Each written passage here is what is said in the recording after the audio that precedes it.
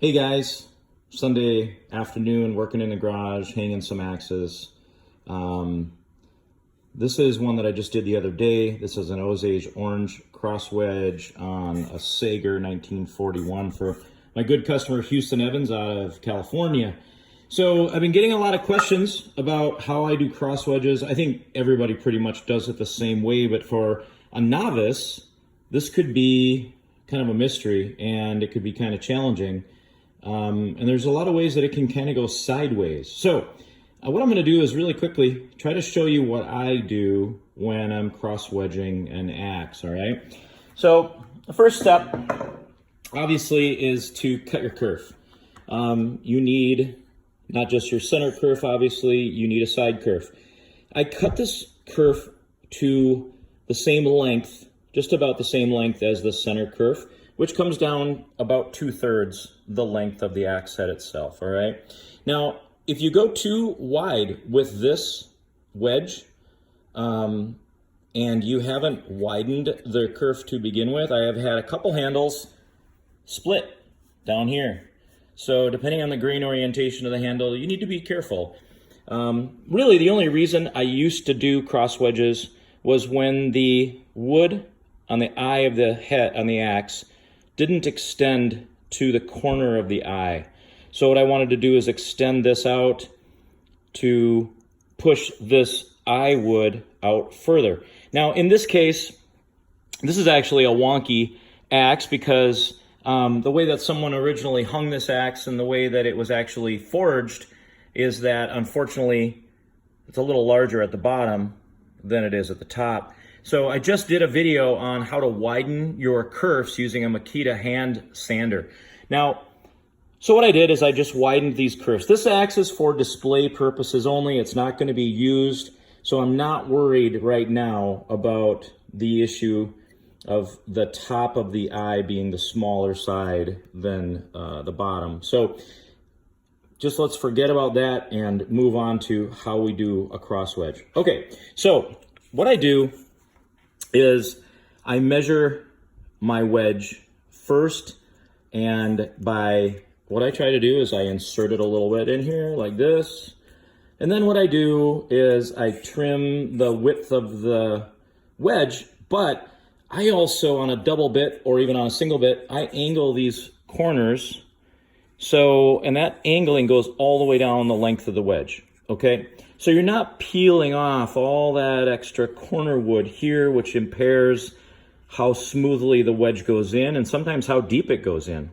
It also can cause other stress risers and, in my opinion, cracking of this wedge when you're trying to install it.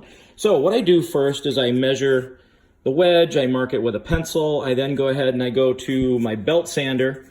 Now I use a bench-mounted Kalamazoo 1x42, that rhymes, belt sander. And basically what we're doing is we're just shaping this wedge on the belt sander and giving it a little bit of point on both sides, all right? So that's easy.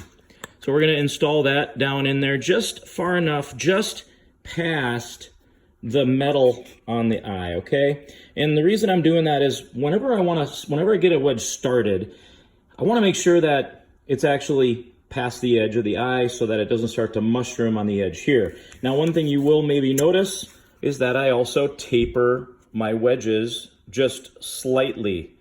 So I actually make it slightly narrower on this bottom edge than it is on the top, okay?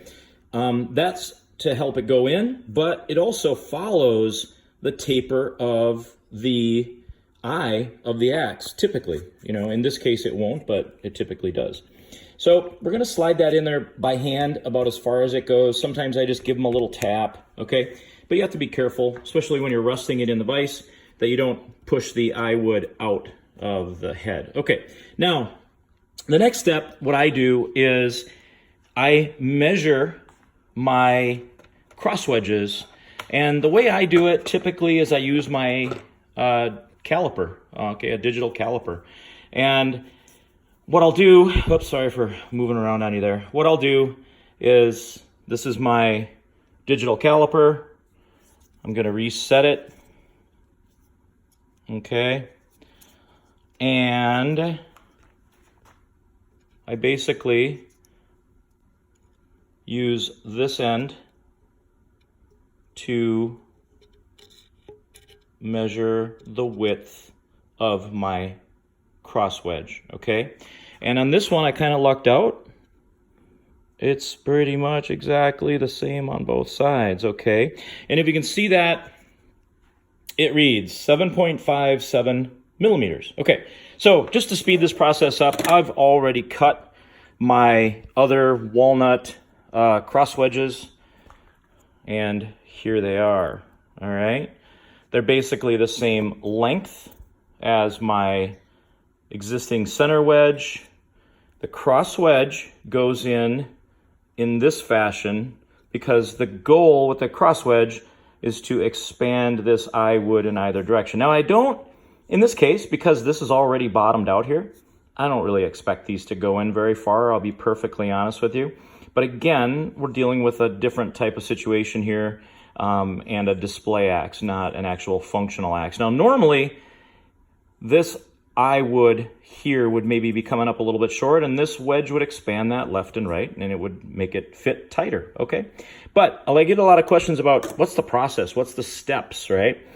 So we got our other wedge here, and we're gonna slide it into place. Now, I do want to show you something. Now, it's really important that this edge of this wedge be flat. Oh, I'll get you in focus here. Flat, so that it lays tight against that center wedge. If this is not completely flat, it's gonna flare out and it's gonna break off, okay? So you need it to be flat. You'll also notice that one's not going in all the way, okay?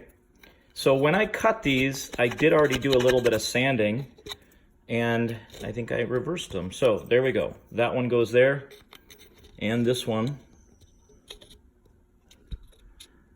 goes there. All right.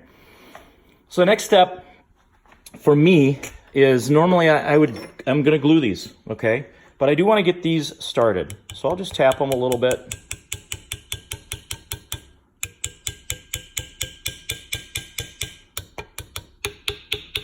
Okay, so they're started now, okay?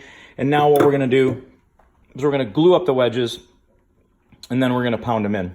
So I apply glue to all surfaces, all right? Now there is kind of a handy dandy gluing tool that they sell. I don't know if you guys have seen these, but you put a little bit of glue on here and you spread it around with this tool, and what's kind of cool about it is the glue dries on this, and you just go like this, and all the old glue just comes right off. It's silicone, so the glue doesn't stick to it.